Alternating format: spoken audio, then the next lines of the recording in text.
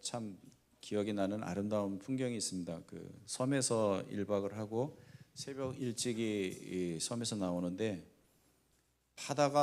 여러분 바다가 정말 호수 같았어요. 어쩌면 이렇게 바다가 파도도 하나 안 치고 이렇게 잔잔하지 호수 같았어요. 완전히 그냥 이렇게 유리같이 그냥 그 통통배가 그 유리 바다를 쫙 가로지르면서 물살이 처음 생기는 거예요. 너무 아름다운 모습이었다. 우리 인생도 그랬으면 좋지 않겠습니까? 풍파 없이 파도 하나도 없이 그냥 그렇게 아름다운 잔잔한 호수 같은 바다의 여정이었으면 얼마나 좋을까. 그러나 그렇지 않죠. 지난주에도 파도가 좀 많이 쳤나요? 크고 작은 파도가 예상하지 못했던 태풍이 경로를 바꿔서 우리의 삶을 엄습할 때도 있죠. 그럴 때 그리스도인들은 어떻게 반응해야 할까요? 오늘 이 시대는요, 이 고난과 시련에 있어서 되게 무방비 상태로 살아가는 사람들인 것 같아요. 많은 사람들이 그렇습니다. 늘 두렵고 언제 그런 문제가, 언제 위기가 닥쳐올지 늘 전전긍긍하면서 살아가는 삶. 그래서 한켠에는 늘 항상 언제 닥칠 그 시련의 파도 때문에 늘 걱정과 염려와 또 대비를 하고 살려고 하는 그런 마음이 사람들에게 있는 것 같아요. 오늘 이 시대는요, 특별히 문제가 뭐냐면 어떤 시대보다도 고난에 대처할 수 있는 공통된 모두가 다 공감하고 동의하는 어떤 가치나 방법이 없어요. 왜냐하면 오늘 이 시대는 각자 제 소견에 오른 대로 살아가는 시대이기 때문에 지 마음대로 살아가고 판단하고 그렇기 때문에 고난을 대할 때 뭐 여러 가지 의견들이 있을 수 있지만 왜 고난이 오는지, 왜 인생이 이렇게 고달픈지, 뭐 어떤 문제가 생길 수 있는지 예측할 수 있고 원인이 뭔지도 분석할 수 있어요. 하지만 문제는 그 의미가 뭔지 그리고 그걸 어떻게 우리가 대처해야 될지에 대해서 해결해야 될지에 대해서는 어떠한 답도 줄 수 없는 게 이 세상이고 시대입니다.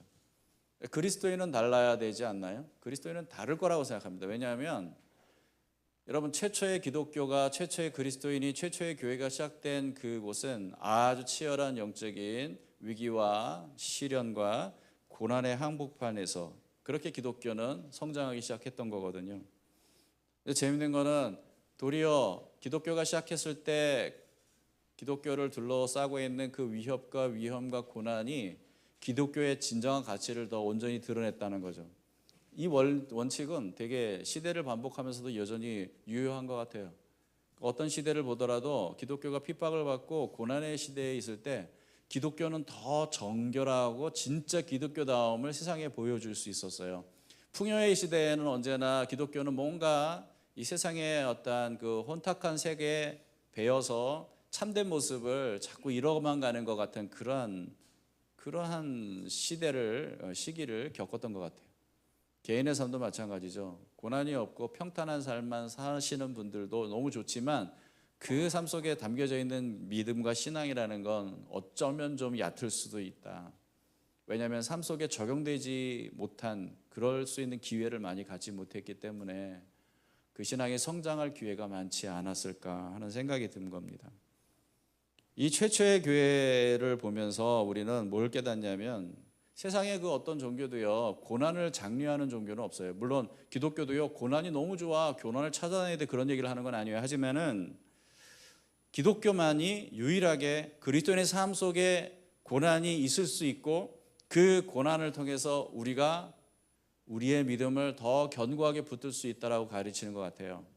불교는요 고난에서 벗어나는 게 인생의 목표라고 가르쳐요. 하지만 기독교는 고난이 영광에 이르는 길이라고 가르쳐요. 우리는 어떻습니까?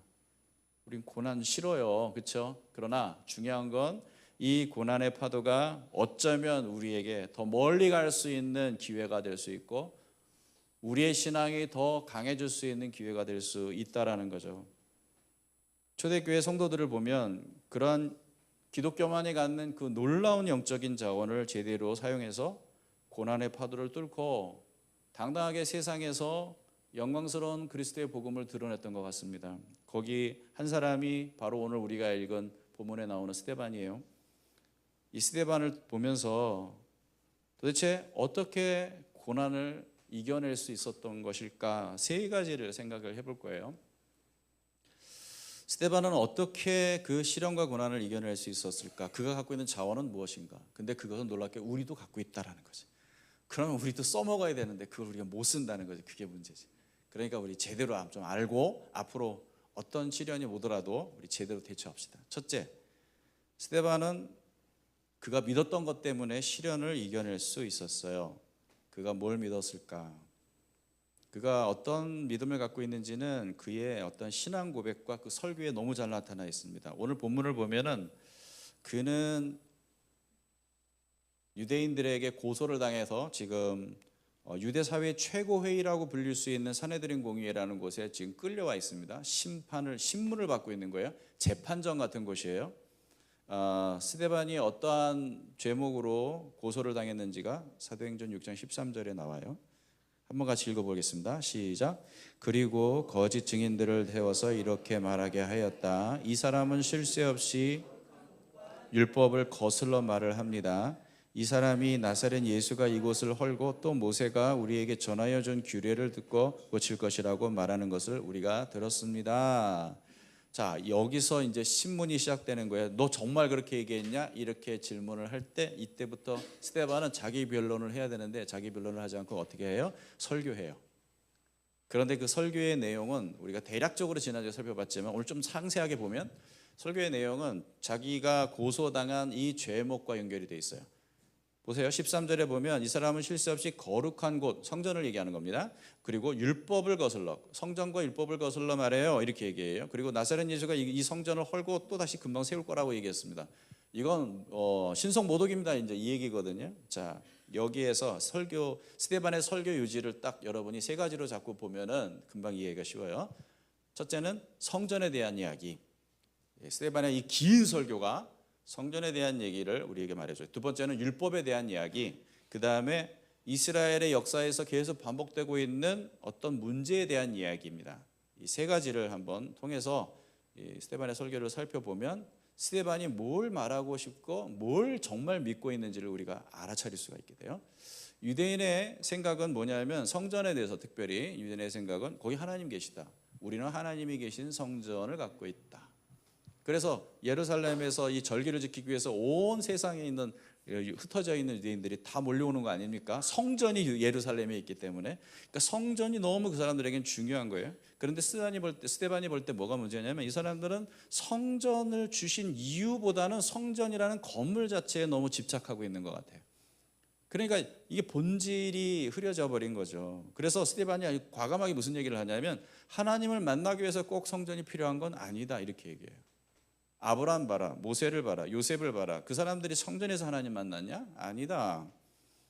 더군다나 성전이 지어진 후에도 주님은 이렇게 말씀하셨다 하면서 이사야서 66장 1, 2절을 인용을 하는데 거기에 뭐라고 되어 있냐면 주님께서 이렇게 말씀하신다. 하늘은 나의 보좌요 땅은 나의 발받침대다. 그러니 너희가 어떻게 내가 살 집을 짓겠으며 어느 곳에서다가 나를 쉬게 하겠느냐 이렇게 얘기하시거든요.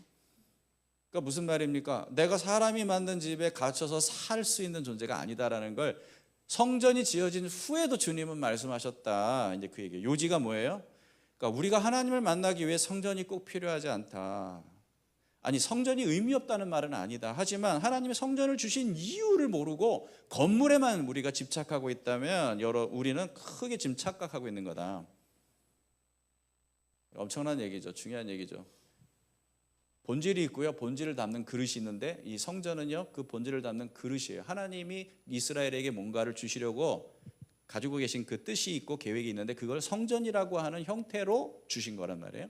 근데 사람들은 그 본질을 안 보고 형태, 형식, 외관만 보고 거기에 우리는 성전을 갖고 있다. 와, 우리는 선민이야. 뭐 우리는 하나님께 선택받은 사람이야. 우리 하나님 백성이야. 막 이러고 있는 거라는 거죠. 근데 우리가 이제 이런 문제가 우리한테도 있을 수 있다. 우리도 신앙생활의 본질이 아니라 그 본질을 담고 있는 어떤 형식에 너무 집착한 나머지 본질을 잃어버리는 그런 문제가 있을 수 있다. 우리 신앙에도 분명히 있을 수 있다.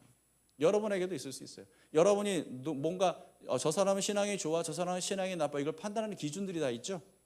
있지 않습니까? 딱 이렇게 보면 알 거 아니야. 저 사람은 신앙이 별로인 것 같아. 저 사람은 신앙이 나보다 조금 난 것 같아. 뭐 이런 걸 이렇게 판단하는 기준이 뭐예요? 그게 뭐예요? 와, 이 사람은 기도를 시켰더니 장난 아니야. 막 청산 뉴스야. 난 생전 저런 기도 처음 들어봤어. 저 사람 신앙이 좋아. 뭐 이렇게 얘기할 수도 있겠고. 와, 저 사람은 찬양을 할 때 늘 앉아 있는 법이 없어. 늘 서 있어.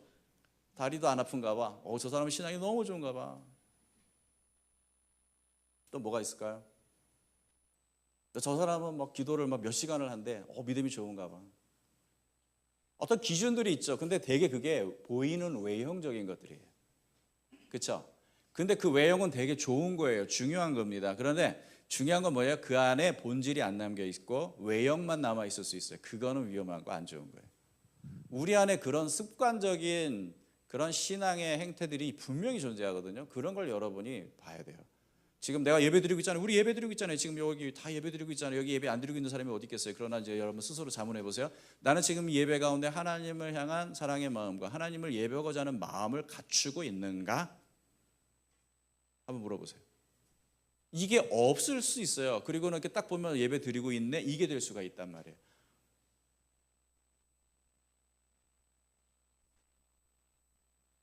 설교자는 너는 정말 지금 이 순간에 하나님을 온전히 예배하고자 하는 마음을 갖고 하나님을 드러내고자 하는 마음을 갖고 하나님의 뜻을 전달하고자 하는 마음을 갖고 두렵고 떨리는 마음으로 이 자리에 서 있는가? 스스로 자문해 봐야 돼요. 이게 습관적이고 자동적인 것이면 안 된다는 거죠. 근데 유대인들은 그런 함정에 빠져 있었어요. 스데반이 그걸 지적하고 있는 거고, 그와 맞물려 있는 게 바로 율법이에요. 율법의 문제를 지적을 안 할 수가 없는 거죠. 너희는 율법을 절대시하지, 모세 이래로 너희들은 율법을 갖고 있고 율법을 따라 산다, 그리고 할례도 받았다 자랑하지. 그런데 문제가 뭔지 알아? 너희들은 율법을 제대로 지켜본 적이 없어. 그 얘기를 하는 거죠. 지금 사실 이게 거꾸로 된 거 아니에요? 누가 지금 신문을 받고 있고 누가 지금 거꾸로 돼 있는 거 아니에요? 나는 율법을 중요하다고 생각해. 그러나 율법을 무시할 생각은 절대 없어. 그러나 문제가 뭐냐면 너희는 한 번도 율법을 지킨 적이 없어. 왠줄 알아? 너희 마음에 하나님이 없기 때문이야. 그렇기 때문에 너희들이 율법을 지켜서 구원을 받겠다는 생각을 하고 신앙생활을 하고 있다면 너희들에게는 심각한 문제가 있는 거예요. 내가 그 증거를 보여줄게 라고 말하면서 이스라엘의 역사 속에서 계속 나타나고 있는 하나의 패턴을 얘기해요. 그건 뭐냐면 하나님께서 이스라엘을 구원하고자 사람들을 보내면 그 사람들은 백성들에 의해서 핍박을 당하고 고난을 받고 거부를 당하고 그랬단 말이에요. 이런 일들이 계속 이어져 왔어를 얘기하고 있어요. 스데반이. 요셉을 보세요. 모세를 봐라. 여러 선지자들을 봐라. 하나님의 메시지를 전하는 자들을 거부하고 핍박한 것들이 바로 너희 조상들이 아니야. 그런데 문제는 너희들도 똑같다. 이렇게 얘기하면서 51절 53절로 가서 결론을 얘기하는데, 51절과 53절은 문제에 대한 얘기예요. 그래서 쭉 나온 이야기를 정리해서 본질적인 문제가 뭔지를 얘기하는 게 51절 53절이고 52절은 그 문제에 대한 답을 얘기하는 거예요. 해결책. 자, 51절을 한번 보세요. 같이 시작. 목이 곧고 마음과 귀에 할례를 받지 못한 사람들이요, 당신들은 언제나 덕령을 거역하고 있습니다. 당신네 조상들이 한 그대로 당신들도 하고 있습니다. 예, 그들은 모든 형식적인 것을 율법을 따라 지키는 것 같지만 그들은 성령을 거역하고 있어요. 와, 놀랍죠? 우리는 예배를 드리면서도 하나님을 거역할 수 있고 성령을 무시할 수 있어요. 와, 이게 엄청난 얘기죠. 왜냐하면 우리의 마음이 하나님 앞에 전혀 드려져 있지 않기 때문에. 자, 그 다음에 53절에 어떤 문제가 있어요? 시작. 당신들은 천사들이 전하여 준 율법을 받기만 하고 지키지는 않습니다. 여러분, 이게 중요한 거예요. 너희들 율법을 갖고 있다고 자랑하지. 그런데 문제가 뭐냐? 받고만 있어. 갖고만 있어. 그걸 지킬 마음도 없고 지킬 능력도 없으면서 그걸 갖고 있다라고 안심하고 있고 즐거워하고 있고 자랑하고 있고 자만하고 있는 거야. 이게 얼마나 무서운 얘기예요. 그건 사실 갖고 있는 게 아니에요. 그걸 정말 경험하고 누리고 따라 살 수 있을 때 비로소 그게 내 건 거지. 나 그거 알고 있는데 그거 갖고는 그걸 그 사람이 가지고 있다라고 말할 수가 없다라는 거죠. 저는 이걸 우리 교회를 이렇게 딱 비추어 보면은 이제 지금은 그 시기를 넘어갔을 거라고 생각하지만 한때는 우리가 복음에 막 심취해 있을 때는 넌 복음 알아, 난 복음 알아, 넌 복음 몰라. 이걸로 사람들을 판단하려고 하는 경향이 제 안에 있었어요. 목사님들을 만나도 저분은 복음을 아는 목사님, 저분 복음을 목사님, 율법적인 목사님, 막 율법적인 교회, 막 이렇게 판단을 하고 있는 제 자신을 보게 되었어요. 이거 얼마나 무서운 얘기예요? 아니, 그걸 아는 게 중요한 게 아니라 나는 그렇게 살고 있냐가 중요한 거 아니에요? 나는 복음을 따라 살고 있냐? 그걸 스스로에게 자문해야 되는데 그게 아니라 받기만 하고 갖고 있기만 하고 그것으로 만족하고 있는 나의 모습을 볼 때가 있다라는 거죠. 이 두려운 거예요. 여러분, 복음은 나 알아라고 말하는 게 아니라 난 살아라고 말하는 거예요. 복음을 얘기할 때는 나 살아. 근데 안 돼. 아니면 복음을 살려고 해요. 근데 이거 좀 나아졌어. 뭐 그걸 얘기해야지. 나 복음 알아. 복음 나 설명할 줄 알아. 그게 뭐야? 나 복음 본색 나 10번 읽은 사람이야. 그게 뭐가 중요해요? 그게 나의 삶이 되어야 하는 거잖아요. 풍성기도 똑같아요. 풍성기 많이 해봐야 여러분 그게 내 삶이 되기 위해서 끊임없이 치열하게 고민하고 싸워나가는 과정이 없으면 그거 여러분 100번을 해도요 사람 안 변하더라고요. 그럼 해결책은 뭐냐? 52절에 나와요. 너희들 율법 다 갖고 성전도 갖고 있지 율법도 갖고 있지 그런데 너를 엉망이야. 너희들 정말 하나님을 대적하고 있어. 너희들이 그걸 누리지 못하고 있어. 뭐가 문제인 줄 알아? 그렇게 얘기하는 거예요. 너희들에겐 그걸 지킬 힘도 능력도 없어. 그럼 답이 뭐야? 52절이요. 같이 시작. 당신들의 조상들이 박해하지 않은 예언자가 한 사람이라도 있었습니까? 그들은 의인이 올 것을 예언한 사람들을 죽였고 이제 당신들은 그 의인을 배반하고 죽였습니다. 당신네들도 당신들 조상들하고 똑같이 하나님이 보내신 의인이 올 것을 예언한 선지자들을 핍박하고 죽였고 그리고 그들이 예언한 대로 오신 그 하나님의 의로운 자를 너희들은 대적하고 십자가에 죽였어. 그 얘기를 하는 거죠. 그런데 여기서 보면 예수님을 어떻게 소개하냐면 의인, 의로운 자 그렇게 소개하고 있죠.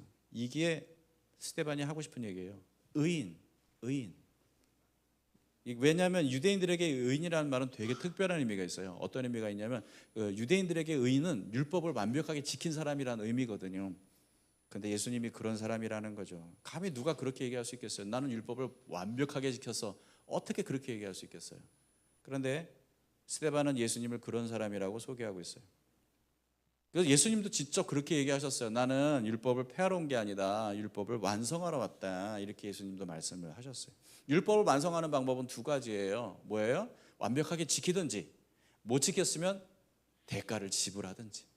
그래야 율법은 완전하게 나에게 적용이 되는 거예요. 율법을 그러니까 예를 들면 도로교통법을 온전히 집행하는 방법은 딱 하나예요. 잘 지키든지 못 지켰으면 벌금 내든지. 다른 방법 있어요? 이 도로교통법을 제대로 집행하기 위한 다른 방법이 있나요? 없잖아요. 율법은 법이라는 건 그런 거예요. 그런데 예수님은 이 두 가지를 다 충족시키셨다는 거지. 우리를 위해. 율법을 온전히 지키심으로 의로운 자가 되어서 우리를 대신하여서 우리가 받을 형벌을 받을 자격 조건을 갖추시고 그것까지 감당하셔서 이제 더 이상 우리가 지불해야 될 대가가 없도록 하셨다라는 거지. 이게 참 엄청난 거 아닙니까? 이게 사실은 성전이 우리에게 말해주고 있는 중요한 하나님의 목적과 의미예요. 왜 성전이 필요하냐면 성전 가면 뭐예요? 성전 가서 뭐 할까요? 여러분이 아마 그 옛날 우리 2000년 전에 유대인들이라고 생각해보면 그분들 성전 가서 뭐 할까요? 뭐 할 것 같아요? 여러분 성전 올 때 뭐 가지고 오세요? 요즘 성경책도 안 갖고 오시죠? 스마트폰에 다 있으니까. 근데 옛날 성도들은요 성전에 올 때 양을 끌고 왔어요. 양이 좀 되는 분들은 송아지 끌고 양 끌고 오고 그것도 안 되면 비둘기라도 잡아 갖고 와야 돼. 왜? 죽여야 되니까. 그러니까 2000년 전에 그 성전은요 완전히 사륙장, 도륙 뭐라고 해야 되나? 그냥 계속 짐승들이 비명을 지르면서 죽어나가고 사방천지에 피비린내가 진동하는 그런 곳이었어요. 그걸 보면서 이거는 실물 교육이거든요. 하나님이 뭘 말씀하고 계시냐면 너희들이 날 만나려고 성전에 왔잖아. 그런데 나를 만나려면 너희들의 죄의 문제가 해결돼야 돼. 그런데 죄의 문제는 그냥 해결되지 않아. 법에 의해서 그 죄에 대한 정당한 형벌이 내려져야만 너희들이 죄를 용서받을 수 있는 거야. 그런데 이 성전의 제사는 완벽하지 않기 때문에 계속 죄를 지을 때마다 또 짐승을 끌고 와야 된단 말이죠. 참 피곤하고 힘든 일이죠. 어려운 일이죠. 그러면서 그들은 깨닫고 알아야 돼요. 내가 하나님께 나아가는 일이 이렇게 힘든 일이구나. 내가 얼마나 그게 불가능한 존재인지를 절감하는 거예요. 그런데 예수님이 오셔서 어떤 일을 하셨어요? 자신의 몸으로 완전한 제사, 단번에 최종적인 제사를 드렸잖아요. 그래서 하나님과 인간 사이에 이제 더 이상 죄가 가로막히지 않는 온전한 소통과 만남을 이룰 수 있는 그런 놀라운 축복을 우리에게 만들어 주셨잖아요. 그거예요, 그거. 이게 성전의 진정한 의미거든. 그래서 예수님이 성전을 헐어도 내가 3일 만에 세울 수 있다라고 말씀하신 건 그런 의미거든. 진정한 성전의 기능을 온전히 완성하기 위해서 누가 오신 거예요? 예수님이 오신 거란 말이에요. 율법도 똑같아요. 율법은 하나님 나라 백성이 마땅히 지켜야 될 법이잖아요. 그런데 보세요. 우리가 하나님 말씀대로 못 살잖아요. 이거 신기하지 않아요? 우리 하나님 사랑하고 우리는 하나님을 믿고 우리는 하나님을 예배하는 사람이에요. 매주. 근데 신기하잖아요. 우리는 하나님 말씀대로 못 살아. 지난 한 주 돌아보세요. 살았어요? 못 산 경우도 있죠. 왜 그래요? 정말 신기하지 않아요? 안 신기해요? 난 하나님 사랑하고 난 좋아하는데 왜 하나님 말씀대로 못 살까? 안 신기해요? 난 너무 신기한데 난 목사인데 왜 못 살까? 그런 생각하는데 여러분 안 해요? 당연한 거가요? 아니에요. 그거 궁금한 거여야 돼요. 정말 왜 그럴까?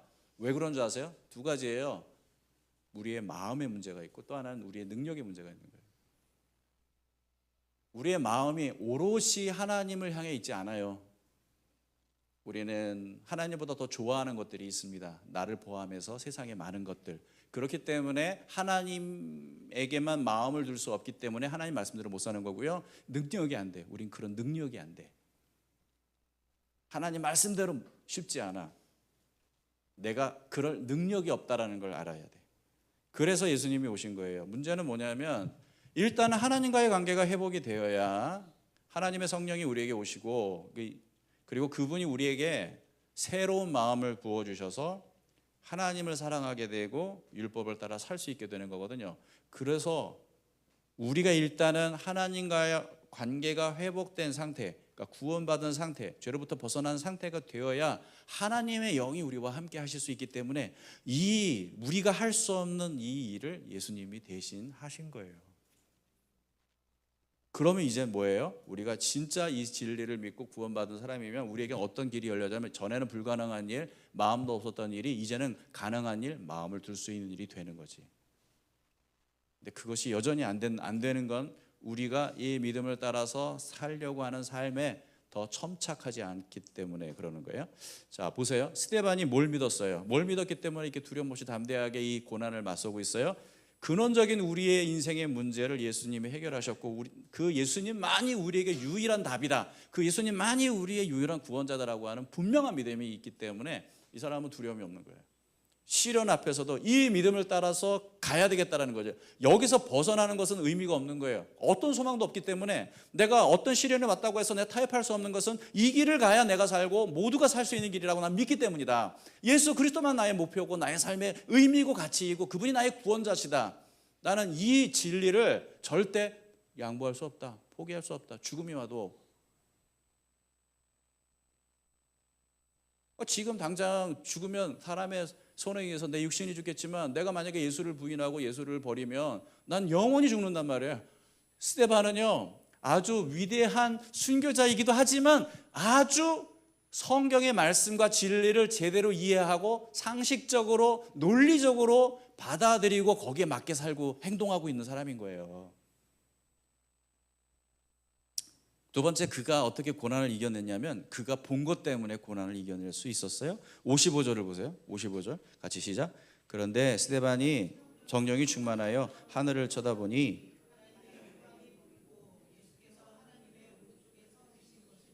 와, 여러분 보고 싶지 않아요? 저도 이제 이거 설교 준비하면서 기도했어요. 하나님 저도 좀 보게 해주세요. 제 눈이 열려져서 성령님 저 이거 한번 보게 해주세요. 이거 보고 내 설교하면 끝내주겠다 진짜. 하나님 보여주세요. 아직 못 봤는데 보여주실 거라고 믿어요. 보통 예수님은 성경에 하나님 우편에 계시다라고 할 때 앉아 계시다라고 표현이 많이 나와요. 그렇죠? 서 있다라는 건 여기밖에 없어요. 왜 앉아 계실까요? 그분의 구원의 사역을 다 마치시고 이제 완성하셨다는 의미거든요. 이제 그런데 여기 스데반이 본 예수님은요 하나님 우편에 서 계신 거예요. 이건 마치 법정을 연상하게 만들어요. 왕의 옆에 서 있는 사람은요 누군가를 변호하기 위해서 아뢰기 위해서 옆에 서 있는 거예요. 왕의 옆에 딱 서 있는 거예요. 누가 왔어요? 저 사람은 누굽니다. 이 말해주려고 서 있는 거예요. 그리고 저 사람은 이런 문제가 있었으나 이거 해결됐습니다. 이걸 변호해주기 위해서 서 있는 거예요. 스데반이 지금 뭘 보고 있냐면 하나님 우편에 예수님이 서 계셔서 자신을 변호하고 계시다라는 모습을 보고 있는 거예요. 어떤 유명한 신학자가 이 말씀을 이렇게 설명했어요. 스데반은 사람들 앞에서 그리스도를 변호하고 있고 그리스도께서는 하나님 앞에서 스데반을 변호하고 있다. 와, 멋있죠. 너무 멋있지 않아요? 근데 진짜 예수님은 그렇게 하시는 분이라는 걸 요한일서 2장 1절에서 얘기하네요. 같이 한번 읽어봅시다. 나의 자녀 여러분, 내가 여러분에게 이렇게 쓰는 것은 여러분은 하여금 죄를 짓도록 하는 것이 아닙니다. 누가 죄를 짓더라도 아버지 앞에서 변호해 주시는 분이 우리에게 계시는데 곧 의로우신 예수 그리스도십니다. 여러분 정말 이 말씀 읽어서 눈물이 나야 돼요. 아버지 앞에서, 하나님 앞에서 나를 변호해 주시는 분이 우리에게 계시는데 의로우신 예수 그리스도. 여기 의로우신 예수 그리스도라는 말이 또 나오죠.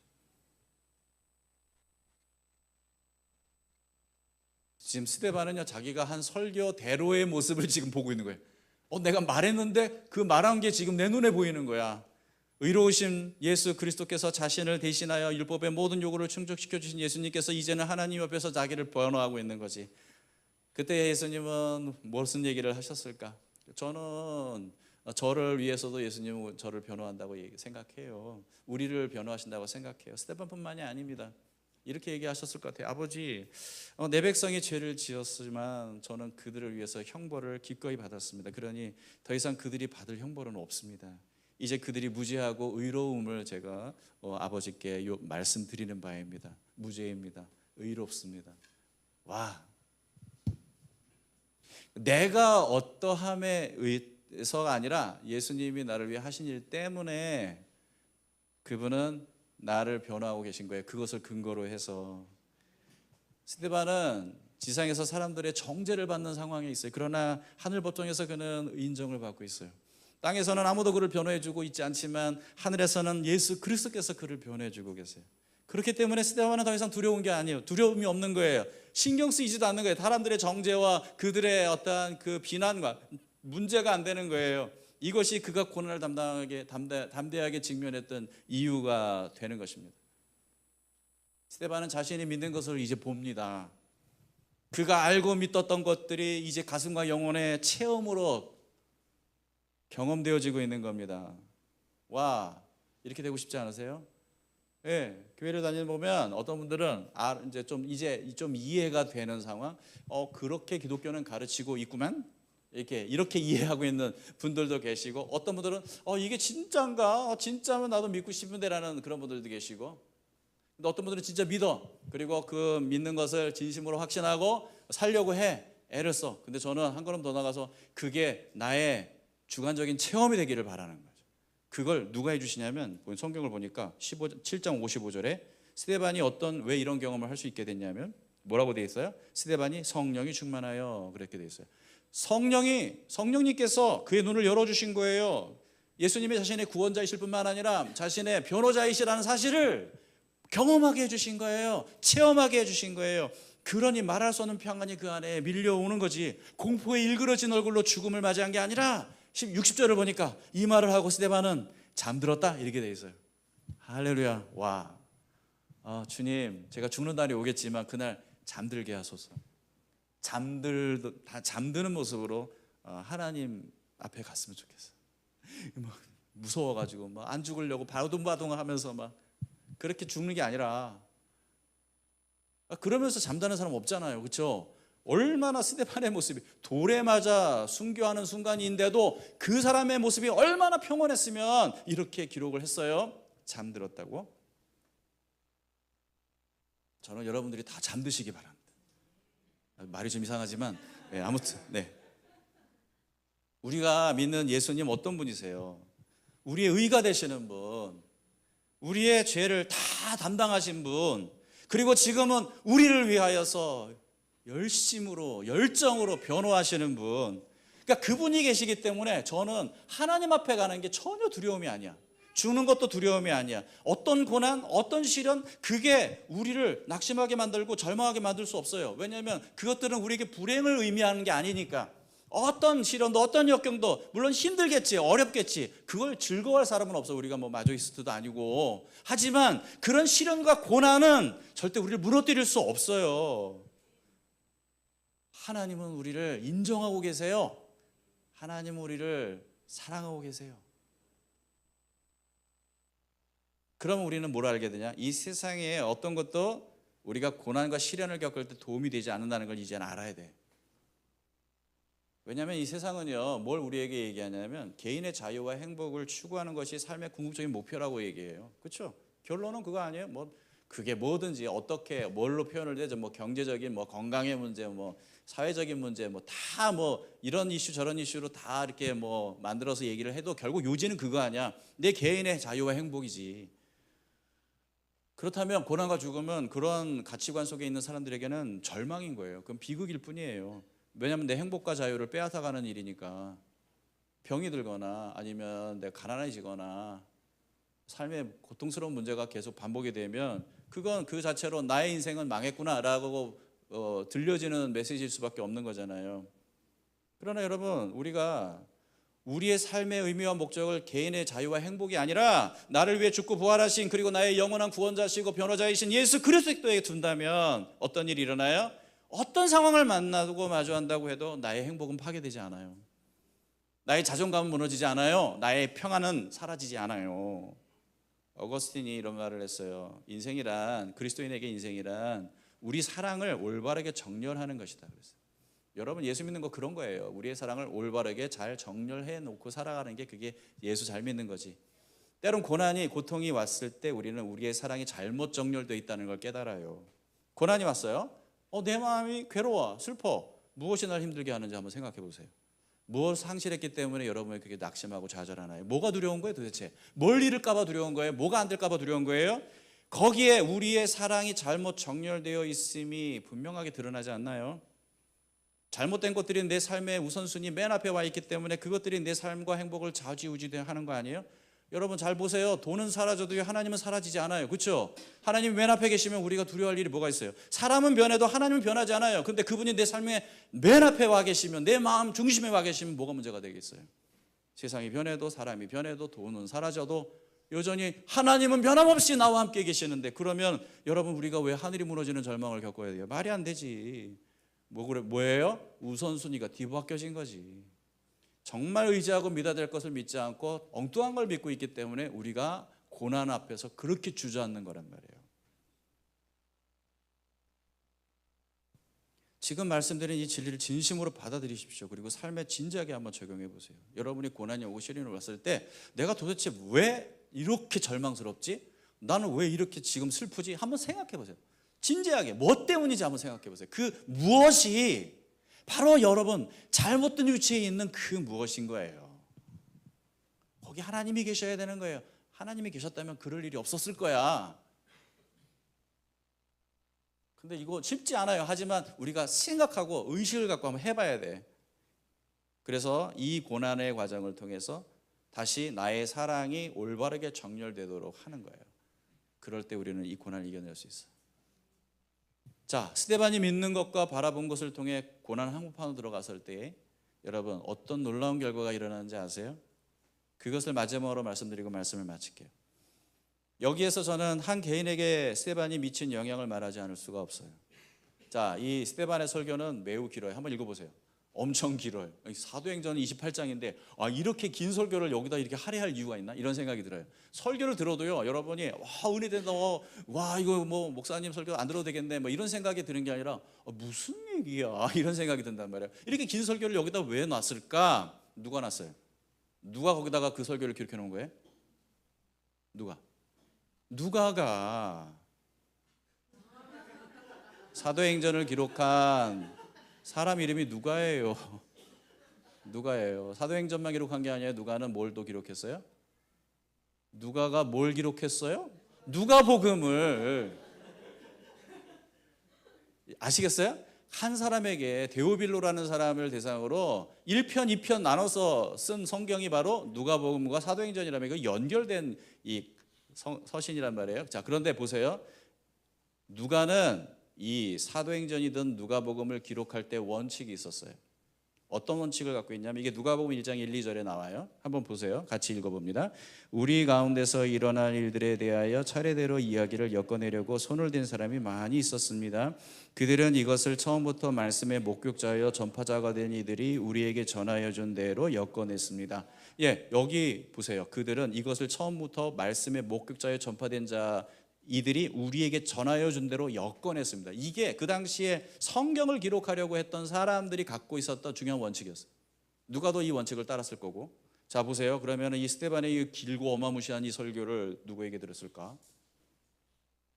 누구에게 들었을 거 아니야. 누가가 거기 있었던 건 아니니까. 누구에게 들었겠지.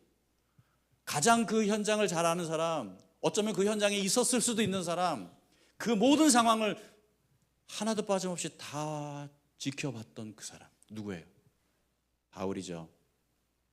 여기 성경에는 사울이라고 나오죠. 예수 믿기 전, 회심하기 전, 유대식 이름 사울, 그리스식 이름 바울, 이 같은 사람이거든요. 이 스데반을 처형시키는 일에 주도적인 역할을 했던 사람이 바로 바울 아닙니까? 그러니 그 엄청난 설교를 바울이 알고 있었겠죠. 그런데 궁금한 건 이거예요. 어떻게 이거를 그렇게 기억하고 있지? 어떻게 그렇게 기억하고 있지? 그 설교가 바울의 마음을 찔렀다는 얘기죠.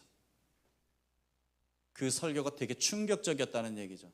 그 당시는 예수를 몰랐기 때문에 인정하고 싶지 않았겠지만 폐부를 찌르는 아주 예리한 송곳 같은 그 말씀이 잊혀지지 않는 말씀이 되어서 이 바울의 가슴에 남아있었죠. 예수를 만나고 나서 그 모든 스데반의 설교가 해석이 되고 이해가 된 거예요. 풀어진 거예요. 그래서 여러분 그거 아세요? 이 스데반의 설교의 그 핵심적인 어떤 사상이 바울 신학과 맥을 같이 합니다. 바울의 그 로마서나 그 서신서들을 쭉 보면은 같은 내용이에요. 놀랍도록 같은 맥을 같이 하는 일치를 보이고 있어요. 무슨 말이에요? 스데반의 설교에 바울이 지대한 영향을 받았다는 얘기예요.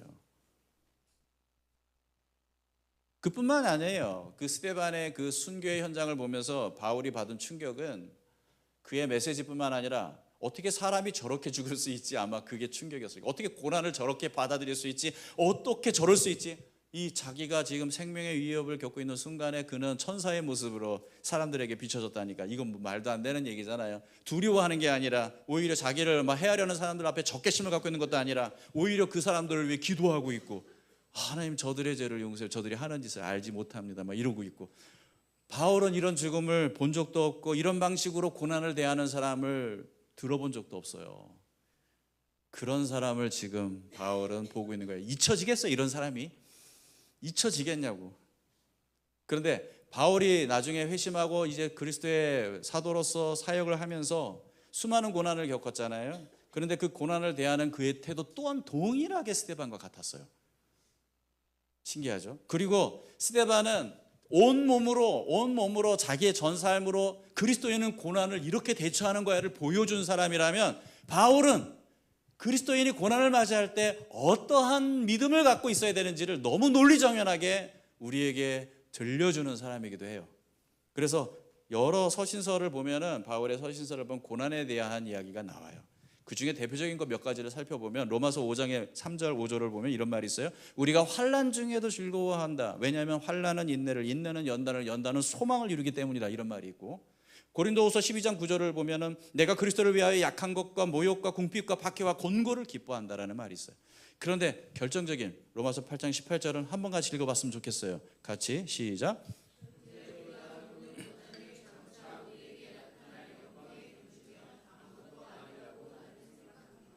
와, 진짜 멋있는 말 아니에요? 현재의 고난은 장차 우리에게 나타날 영광과 비교도 할 수 없다. 바울은 이때 스데반을 떠올리지 않았을까 하는 생각이 들어요. 만약에 스데반이 순교하는 현장의 그 장면을 드라마로 만든다면 스데반의 대사를 요걸 그대로 넣어도 전혀 어색하지 않을 거예요. 바울과 스데반의 생각이 똑같아요. 고난에 대한 태도와 생각이 똑같아요. 삶이 똑같아요. 무슨 말인지 아시겠어요?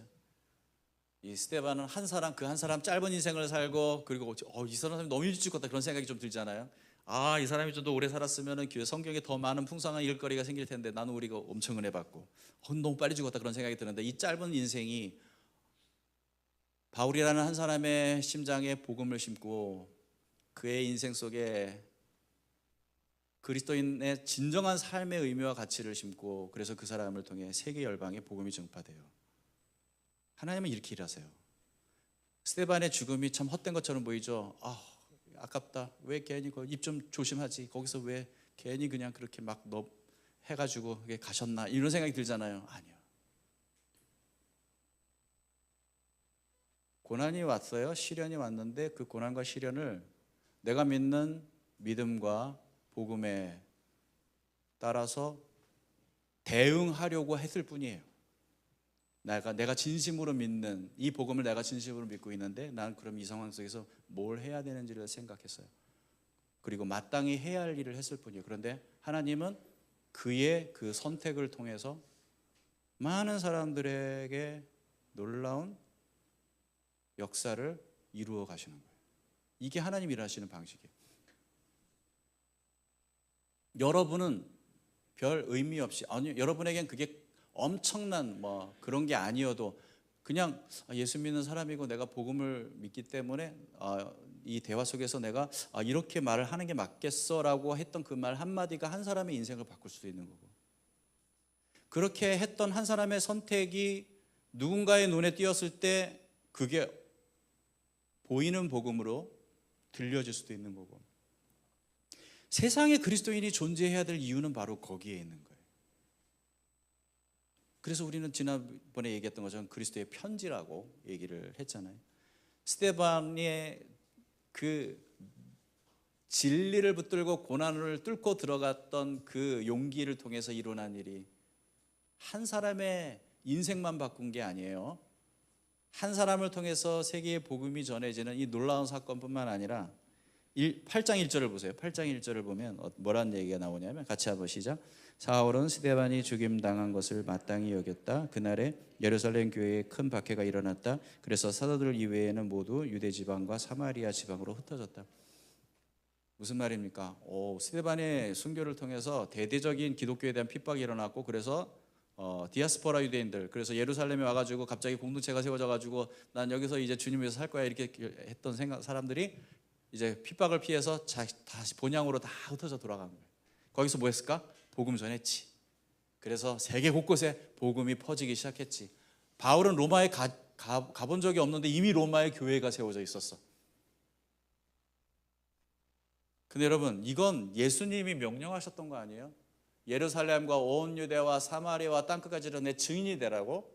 근데 흩어지기는커녕 모여서 여기가 좋사오니 거기서 그러고 있었어요. 예루살렘 교회 너무 좋아, 우리 공동체 너무 좋아, 우리 가정교회 너무 좋아, 우리끼리 행복하자. 여기서 그냥 은혜 충만, 성령 충만 늘 예배드리며 기도하면서. 주님은 세상에 나가서 복음을 전하라고 했는데 그러지 않았어요. 그랬더니 이 박해를 통해 하나님은 그리스도인들을 세상으로 밀어내셨어요. 스데반의 순교가 결정적인 트리거가 된 거예요. 하나님이 어떻게 고난을 영광의 도구로 사용하시는지 보세요. 놀랍지 않습니까? 여러분, 재밌지 않아요? 뭐가 재밌냐면 예수님이 사도행전 1장 8, 이거 제가 발견한 건데 저만 재밌어요. 이 사도행전 1장 8절에서 땅 끝까지 이르러 내 증인 되라고 말씀하셨는데 그게 언제 시작되냐면 8장 1절에서. 사도행전 8장 1절. 안 재밌나요? 난 너무 재밌어가지고 재밌다. 이거 얘기해주면 성도들이 재밌어하겠네 이런 생각을 했는데 안 재밌어하네. 자, 그 다음에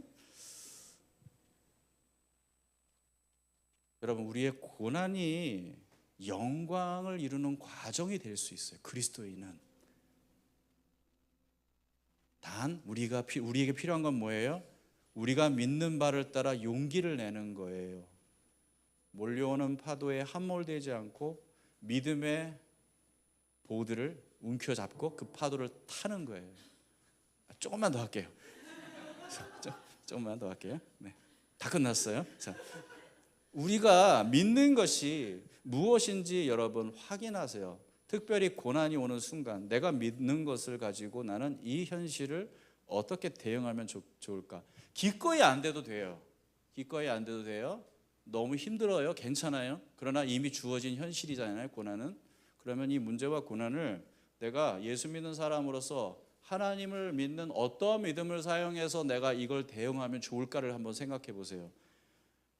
여러분이 그 고민을 가지고 내키지 않아도 그 작은 일에, 어쩌면 큰 일에 여러분이 믿음으로 반응하려고 선택하고 말하고 행동하기 시작하면, 어떤 작은 몸짓이든 진리를 따르는 일을 여러분이 반복하기 시작하면 성령님이 일하기 시작하세요. 성령님께서 그 진리를 나에게 더 깊이 이해시키시고 체험시키시고 더 확신 있게 현실의 삶 속에서 대응할 수 있는 용기를 주세요. 성령님은 그 진리를 따르는 우리의 여정을 사용하셔서 하나님의 역사를 이루어 가세요. 그럼 우리는 하나님의 동역자가 되는 거예요.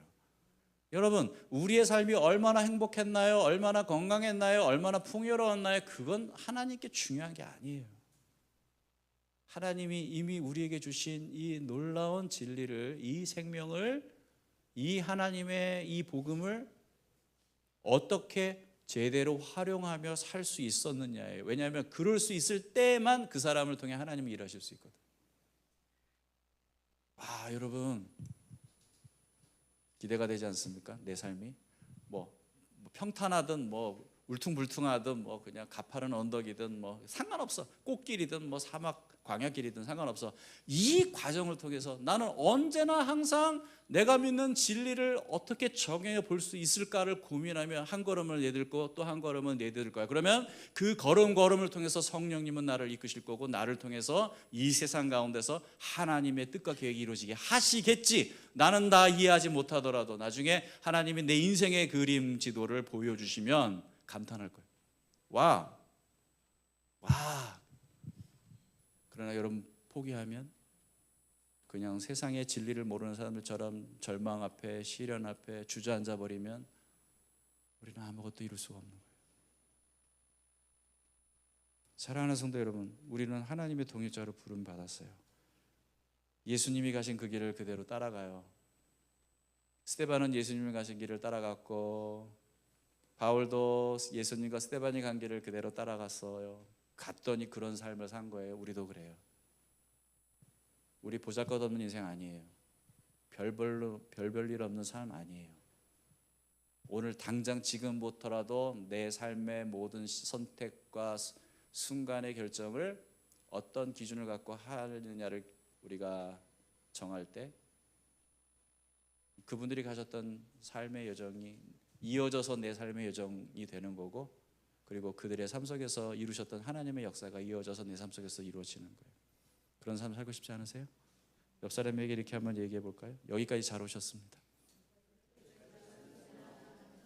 우리 앞으로도 잘 갑시다. 우리 앞으로도 잘 가봅시다. 아멘, 아멘. 찬양하겠습니다.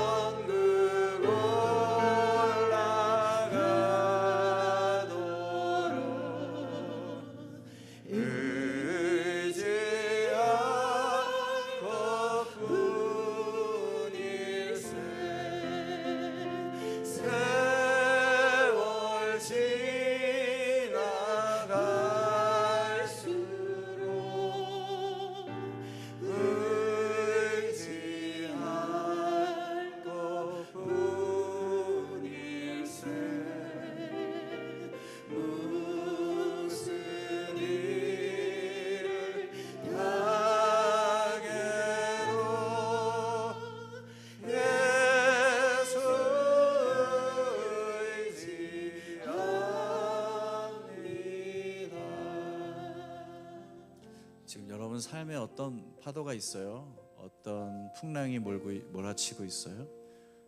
이 상황을 우리가 하나님을 믿는 믿음을 가지고 바라본다면 우리가 할 수 있는 일이 무엇일까요? 무엇이든 작은 일이든 큰 일이든 내가 하나님 기꺼이 내 마음이 동해서 하는 일은 아니어도 내가 하나님을 믿고 하나님이 주신 이 진리를 믿기 때문에 내가 이 상황을 한번 이렇게 대처해 보겠습니다. 하나님 그럴 수 있는 믿음을 저에게 주세요.